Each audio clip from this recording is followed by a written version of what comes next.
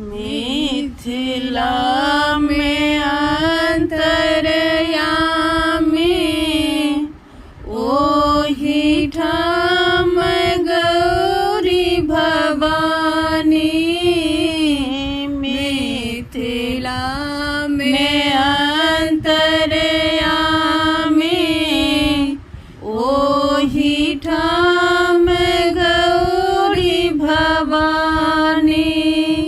कियहि बटे भंगिया रूसल जाय, कियहि बट बौरहबा रूसल जाय। कियहि बट भंगिया रूसल जाय, कियहि बट बौरहबा रूसल जाय। कि क्यों सखी दिया नहे मनाय, कि क्यों सखी दिया नहे बुझाय।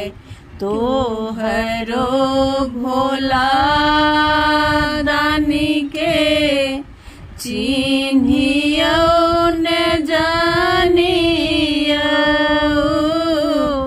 तोहरो भोला दानी के चिन्हियो न जानियो। कि कोना का दिया नहे मनाय, कि कोना का दिया नहे बुझाय। देखै तो भिखारी भोला बगल में भांगक झोरा।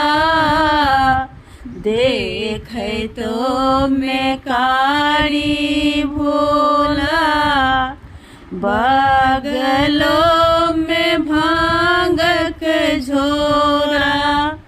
कि डिम डिम डामरू है बजाय, कि डिम डिम डामरू है बजाय। कियहि बाटे भंगिया रूसल जाय, कियहि बटे भंगिया रूसल जाय। कियहि बट बौरहबा रूसल जाय।